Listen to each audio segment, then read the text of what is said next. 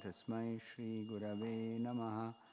Nama Om Vishnupadaya Krishna Preshtaya Bhutale Srimate Bhakti Vedanta Swami Niti Namine Namaste Saraswate Deve Gauravani Nirvishesha Shunyavadi Paschatya Deshatarine Jaya Shri Krishna Chaitanya Prabhu Nityananda Shri Advaita Gadadhara Shri Vasadi Gaura Bhakta Vrinda Hare Krishna Krishna Hare Hare Hare Rama Rama Rama Hare Hare.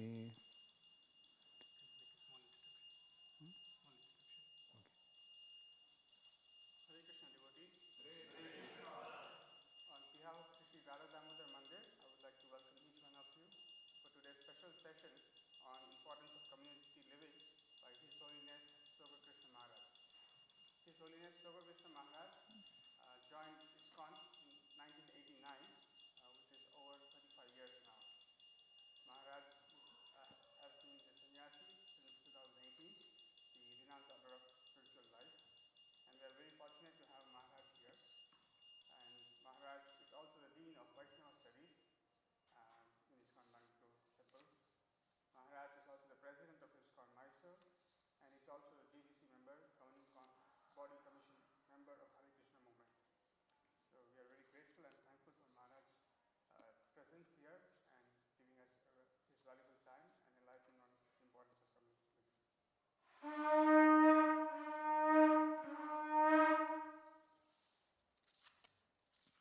Mukam karoti vachalam pangum langhayate girim Yatkripatamaham Vande Shri Gurum Dinatarinam Yatkripatamaham Vande Paramanandamadhavam Yatkripatamaham Vande Shri Chaitanya Ishwaram Vancha Kalpatarubhyascha Kripa Sindubhya Evacha Patitanam Pavanebhyo Vaishnavebhyo Namo Namaha.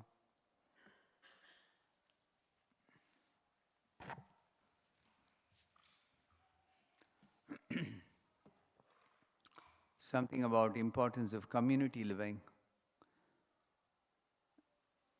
Devotional service or bhakti yoga is to be practiced in association of devotees. Unlike the other yoga systems, where there is no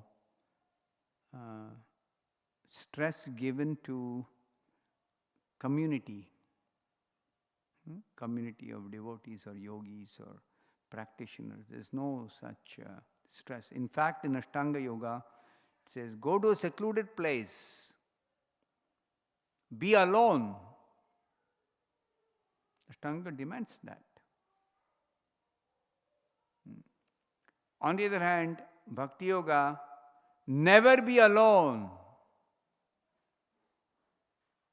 This is Bhakti Yoga. Of course, the higher understanding of I'm never alone, even if I'm in a, that I'll read from the Bhagavad Gita, Prabhupada says that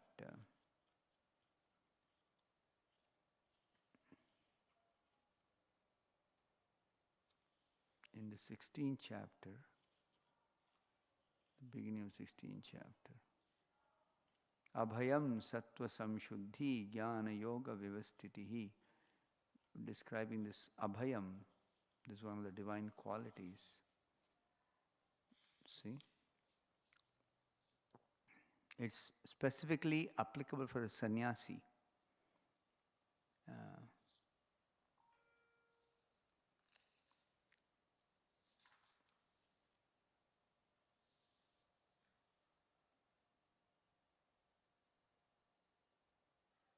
One must thus have firm conviction that Krishna as Paramatma will take care of a soul surrendered to him. I shall never be alone, one should think. Even if I live in the darkest region of a forest, I shall be accompanied by Krishna and He will give me all protection.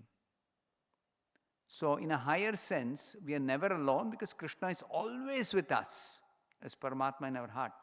But in our stage where we are beginning or we are just practicing, we don't experience presence of Paramatma. So we require association of devotees. We require association of devotees. So because we require association of devotees, Prabhupada says that, I'll read the portion where he says,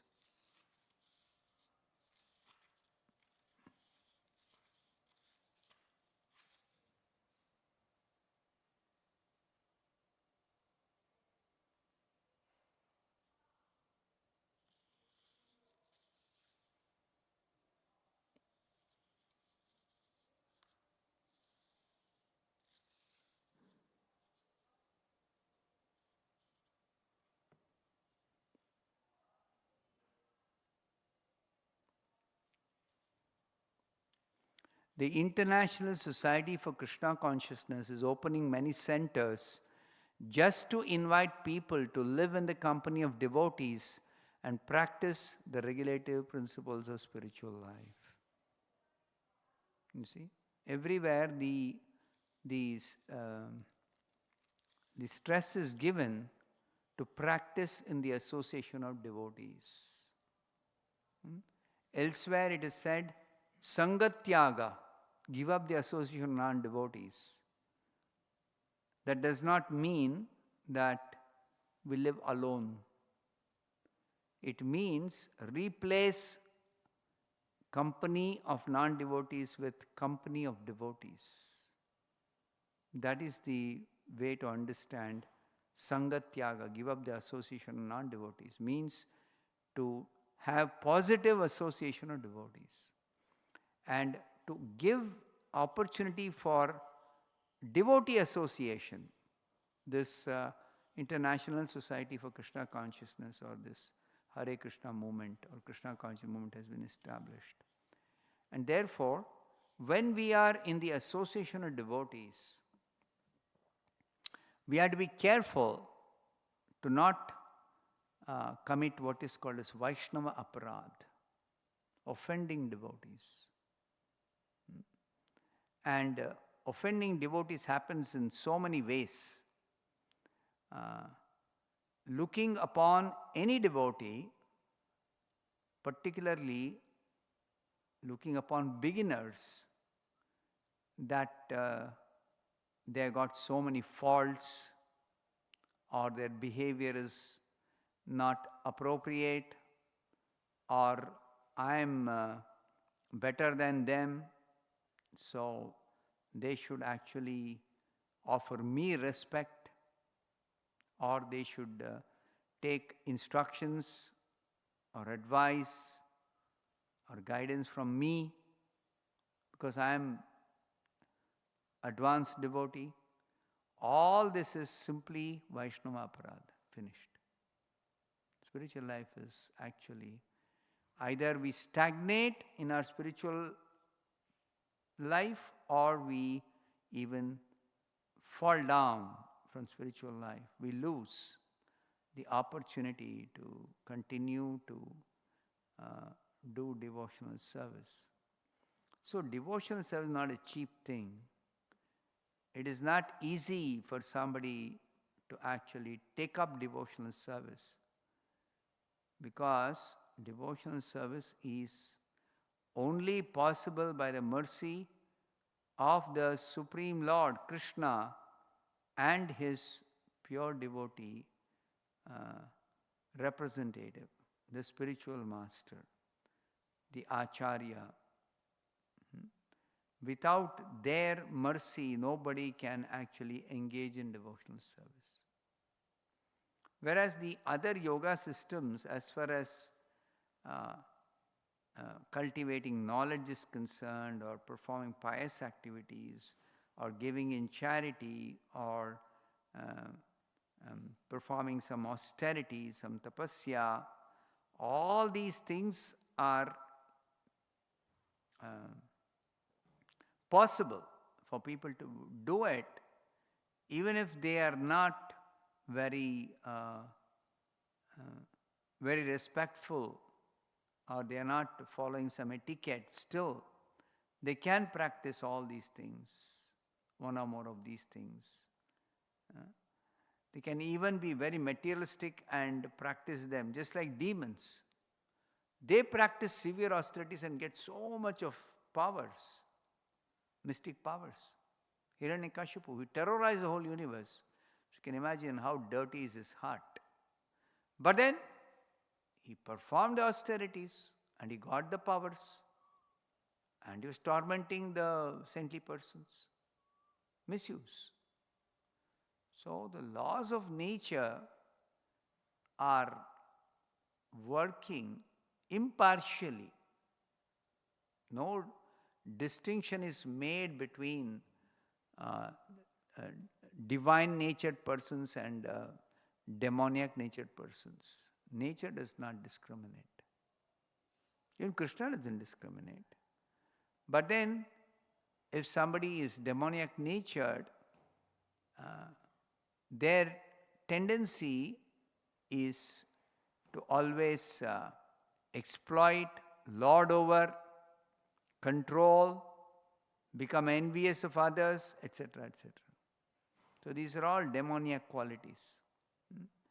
So to be successful in devotional service, specifically bhakti yoga, as opposed to other yoga systems, means to actually become humble and learn how to live in the association of devotees, how to conduct oneself in their dealings or interactions with other Vaishnavas. First of all, one should understand a Vaishnava means a devotee of Vishnu. Now, obviously, devotees are at different levels. Not all devotees are equal in that sense. But still, whether somebody is just a beginner or somebody is an intermediate devotee or somebody is a very advanced devotee, in all cases, all categories of Vaishnavas should be offered proper respect. That's the first point. We have to offer respects to Vaishnavas. How do we offer respect? So in the Nectar of Instruction, Srila Rupa Goswami describes or directs us or gives us instruction how to offer respect. The 5th verse, Srila Rupa Goswami says in his Nectar of Instruction, one should mentally honor the devotee who chants the holy name of Lord Krishna. Anybody who even once chants Hare Krishna, Chaitanya Mahaprabhu taught us, you should understand he's a Vaishnava. He may not be chanting seriously, he may not be chanting purely, he may not be chanting a fixed number of times, he may not be very regulated in chanting, that doesn't matter. If the person has interest in Krishna consciousness, person has even once chanted Hare Krishna, has got even little interest in Krishna consciousness, such a person should be considered a Vaishnava, and actually one should mentally honor such a devotee. In the mind you offer respects. One should offer humble obeisances to the devotee who has undergone spiritual initiation and is engaged in worshipping the deity. Anybody who's becomes serious and is properly engaged according to rules, regulations, under the guidance of a bona fide spiritual master, such a devotee should be offered humble obeisances physically. That's what is meant here. And one should associate with and faithfully serve that pure devotee is advanced in undeviated devotional service and whose heart is completely free or devoid of the propensity to criticize others. Pure devotee. Pure devotee we have to completely serve, faithfully serve and associate with and also understand that such an advanced devotee is characterized by freedom from fault finding. Apaishunam. This is what is described in the divine qualities, 16th chapter Bhagavad Gita. Aversion to fault finding. So fault finding is not at all good in Krishna consciousness, in devotee life. Or criticizing others. The first offense against the holy name. To blaspheme Vedic devotees who have dedicated their lives for propagating the holy names of the Lord. So Krishna conscious movement means to primarily propagate this chanting of Hare Krishna, which is the Yuga Dharma. So those who are engaged in such propagation, we should not criticize them. Blaspheming means speaking ill of them or finding fault with them or belittling them or being inimical towards them, like that. So that if one does not avoid, then his chanting is offensive. Krishna takes offense. I criticize some young devotee, neophyte devotee. The holy name, Krishna in the form of the holy name, Nama Prabhu, he takes it as an offense against him. When he says offenses against the holy name, means offenses against Krishna in the form of holy name. So offenses against Krishna. So offending Krishna, certainly we cannot hope to get bhakti. Never possible. We'll never get bhakti. How much ever we chant, how much ever we do different types of seva, all that is useless if we don't avoid Vaishnava aparad. So this Vaishnava aparad we should be very careful to avoid. Living in a community or being in the association of devotees. Now somebody thinks that it's a botheration to live in an association of devotees, then such a person, by going away from the association of devotees, will be a great loser. Alone, one cannot practice devotional service. Ekaki amara nahi paya bala hari nama sankirtane tumi kripa kori shraddha bindu diya deho Krishna nama dhani. There's a prayer by Srila Bhaktivinoda Thakur. He describes that a devotee should pray, alone I have no strength to actually execute devotional service. But if you bless me, then in the association of devotees, I will nicely practice and actually become well situated or established in bhakti. So this is the prayer by Srila Bhaktivinoda Thakur. He is teaching us association is very important. And in the association, what is the important aspect? We learn to respect or deal with three categories, three kinds of devotees. Those who are my equals, those who are my juniors, and those who are my seniors or superiors. So everybody has to have these three kinds of devotees with whom they have to learn how to interact. It's not that we avoid some people because they are juniors or some peers. No. That is never the proper way of cultivating devotional service. We have to actually learn to respect everyone. Everyone means particularly every Vaishnava. And who is the lowest of Vaishnavas? One who even once has chanted Hare Krishna. Even once is a neophyte Vaishnava. So that is how Krishna actually has consideration for who is Vaishnava. Krishna's consideration is that. Somehow somebody is chanting. that person is a Vaishnava. Though he may not be having proper behavior, he may not be very knowledgeable, he may not be knowing even the basics of Krishna consciousness, doesn't matter. But if he is chanting, then certainly he is a devotee. So such a devotee we have to mentally honor. Certainly there is respect to be given. So one should never disrespect or ridicule or minimize or criticize or find fault with another Vaishnava. So if accidentally or even knowingly somebody commits Vaishnava aparadha by offending a devotee, then one has to beg forgiveness. Forgiveness from whom? Not from Krishna, not from spiritual master. We have to beg forgiveness from the devotee whom we have offended. Specifically, this is illustrated in the Bhagavatam, 9th canto. There's a description of one devotee king, Ambarish Maharaj.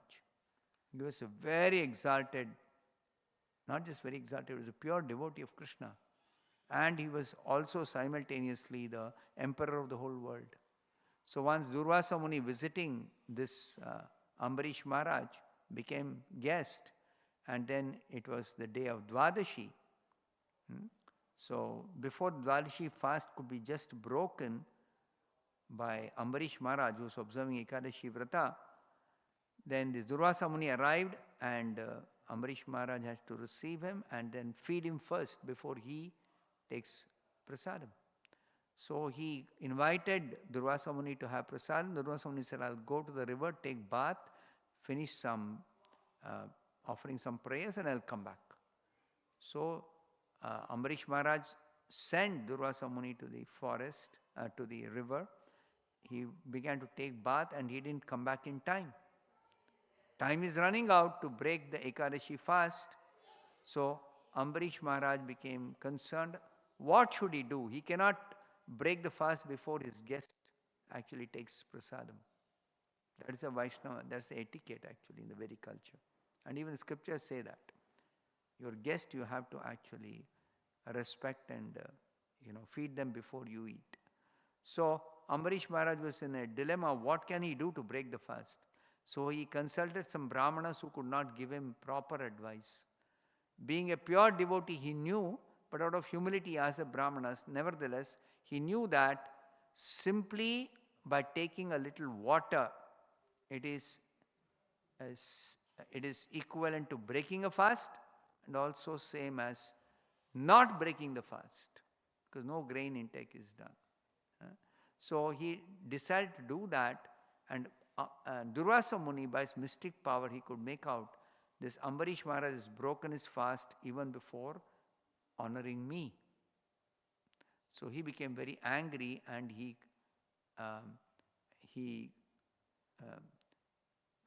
in his anger, he generated one demon who was supposed to attack Ambarish Maharaj and punish him for the insult meted out to Durvasa Muni by Ambarish Maharaj. So when he created the demon was instructed by Durvasa Muni to attack and harm Ambarish Maharaj. But before the demon could even take one step or do anything, immediately Krishna sent a Sudarshan Chakra, killed the demon instantaneously, and the Sudarshan Chakra began to come towards Durvasa Muni to punish Durvasa Muni. So Durvasa Muni had to escape, and using his mystic power, he tried to go to other planets, but the Sudarshan Chakra was chasing him. He tried to take shelter of different demigods, they could not help him. He tried to take shelter of Brahma, Brahma could not help him. He tried to take shelter of Shiva, Shiva could not help him. But Shiva advised him, only Vishnu can help you. Please go to Vishnu. So he went to Vishnu. Vishnu welcomed him nicely because he's a saintly person, Rishi.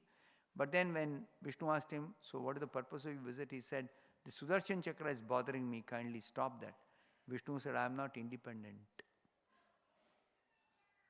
I am actually sold out to my pure devotees. So I cannot do anything. So he said, better you go to Ambarish Maharaj and beg forgiveness from him. If he pardons you, then you're saved. Otherwise, the Sudarshan Chakra is not going to spare you. You're going to be killed.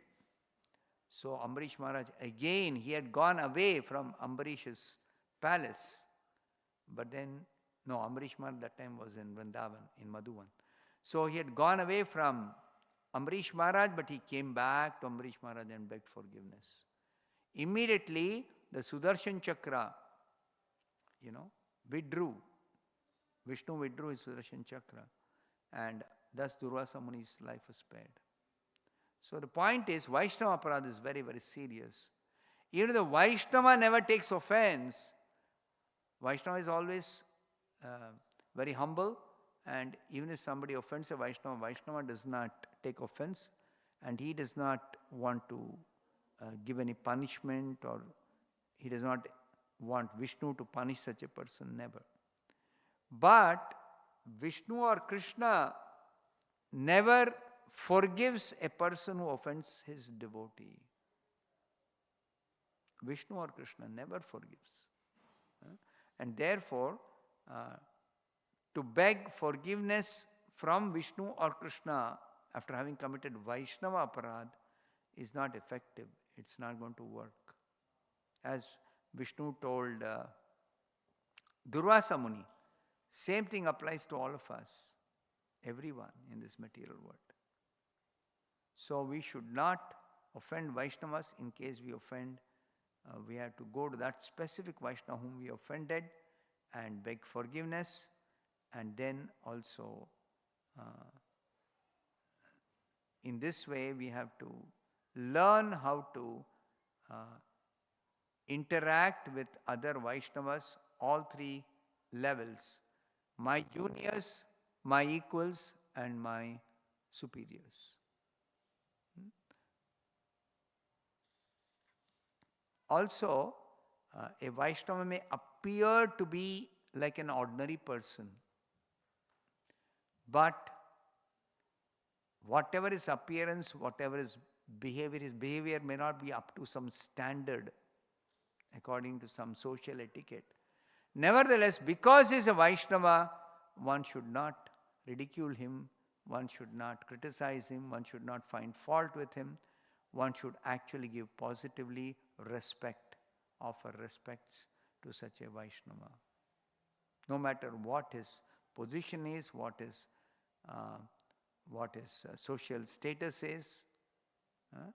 So one should never see Vaishnava in a materialistic way. Always see Vaishnavas as devotees. And always remember, they are always very, very dear to Vishnu or dear to Krishna.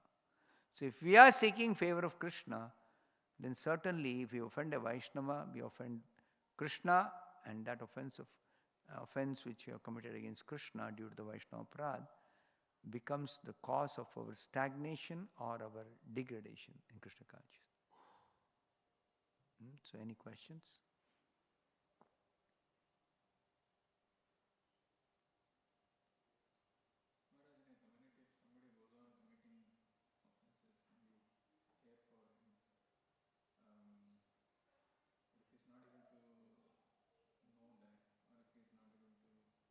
Accept. It's not so much knowing as because others will help him by gently pointing out and telling him to correct his behavior, correct his attitude. But if he does not accept, then he is going to fall down. Krishna will not tolerate. Krishna will remove him from the association devotees. We have seen many, many, many instances that devotees who become very proud, who are not humble, who belittle others, who try to boss over others, lord over others, other Vaishnavas, they cannot sustain their devotional service. It's a very personal thing. To think that I am there, Krishna is there, and that's all that matters to me is very, very offensive. Because Krishna is never without his devotees and devotees are never without Krishna. So Krishna means Krishna's devotees also, always. And Krishna, of course, in the spiritual world, he is with pure devotees. But in the material world, Krishna has got devotees who are all of all levels. All grades of devotees are there for Krishna. And Krishna actually is very dear to all the devotees, and devotees are very dear to Krishna no matter what their level is. Why? Because Krishna's creation is simply meant to recover all the suffering souls from this world and take them back to his personal abode. So that is Krishna's mission, that is Krishna's purpose of this creation. Krishna considers every living being his own part and parcel. So if Krishna considers like that his own part and parcel, then definitely he'll be so attached. He'll be so very concerned that nobody harms such a devotee, nobody gives trouble to such a devotee whom he likes, whom he loves. And he loves everyone, without exception, because everyone is his part and parcel. So therefore we have to be careful. Even in our ordinary dealings with other people, we have no right to offend them. We have no right to offend anybody. Of course, devotee offense is more serious and severe repercussions are there than ordinary people being offended. But Krishna does not tolerate a devotee disrespecting or offending or giving trouble to another Vaishnava. Krishna never tolerates that. Okay.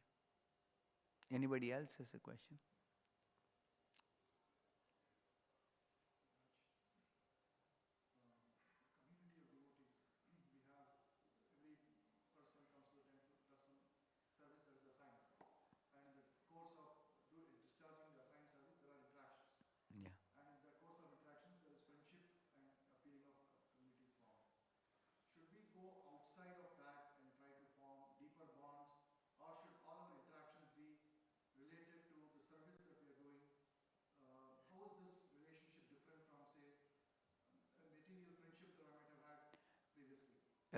Vaishnava relationships should never be brought down to the level of material friendship. Never. That's a contamination in our heart. Material friendship is always, I scratch your back, you scratch my back. It's always that. That is material friendship. Spiritual friendship is, I don't expect anything from another Vaishnava, but I serve him. I wish him all good. Unconditionally. That is Vaishnava relationship. So Vaishnava relationship is completely different. It is unconditional, it is always giving and not taking, not expecting. Amanina manadina. Chaitanya Mahaprabhu teaches us, you don't expect any respect from others, but you always be ready to give due respect to others. So this is a very high standard. But that is the standard Chaitanya Mahaprabhu has taught us. Even neophyte devotees, same standard.